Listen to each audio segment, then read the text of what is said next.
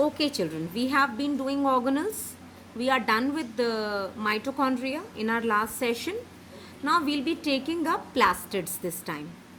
Okay, plastids are only found in plant cells. They are not found in animal cells. And there are two types of plastids that are mentioned. One is chromoplast, which is the colored plastid, and the other one is leucoplast, which is the colorless plastid. Now, those containing chlorophyll are being given a specific term, that is chloroplasts. So, chloroplasts are the green plastids, and other colored plastids are termed as chromoplast basically. Now, chloroplasts have chlorophyll present in them, and they trap sunlight and thus help in photosynthesis. So don't keep that in your mind that chlorophyll is present to impart green color to the leaves. They could have been of any color. It wouldn't have mattered, to anyone. But since it absorbs rest of the colors and reflects green light, that is why chlorophyll is supposed to be giving green color to the leaf. But that is not its first job. Its first function, its actual function is rather to trap the sunlight, because the sunlight that is trapped will cause the process of photosynthesis to be kick-started in the plant.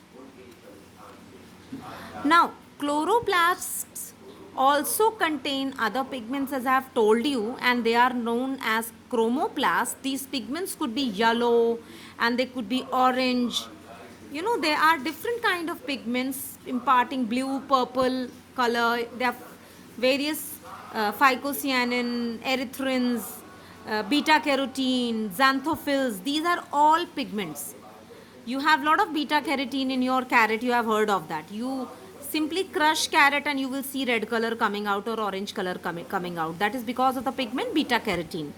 So these are the pigments. They are chemicals and they are often performing some very important function in your body. Like beta carotene would be facilitating the formation of vitamin A. That is going to give formation of, that is going to help the formation of rods and cones in your eyes. So likewise you have other work and functions also. Leucoplasts, as I have already told you, that they were colored plastids. Leucoplasts store materials like starch and protein granules and oil droplets. So they are for storing purpose, like you have in potato tuber. You have lot of leucoplasts because they store starch. Okay, so such storage is done by leucoplast. Now, like you have studied in mitochondria, plastids also have their own DNA and ribosomes, and hence they are called semi-autonomous bodies.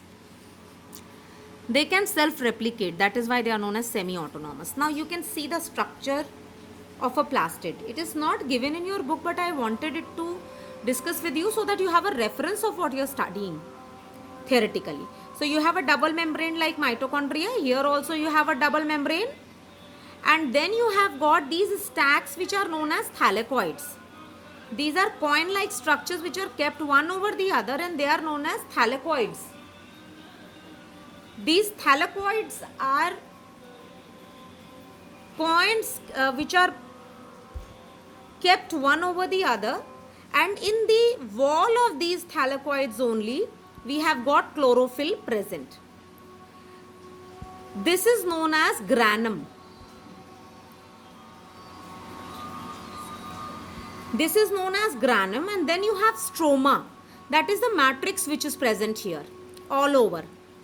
So few reactions of photosynthesis will occur in thylakoids, that is granum, and the rest of them will be occurring in this portion, that is matrix. Okay. Now you have got these interconnections in between these thylakoids. They are known as frets. Material can be transported and support can be given. So these are frets. So basically a double membranous structure which has got granum and stroma, that is matrix. And this is the structure of a chloroplast that performs the process of photosynthesis. So this is the kitchen of the cell, because here food is made.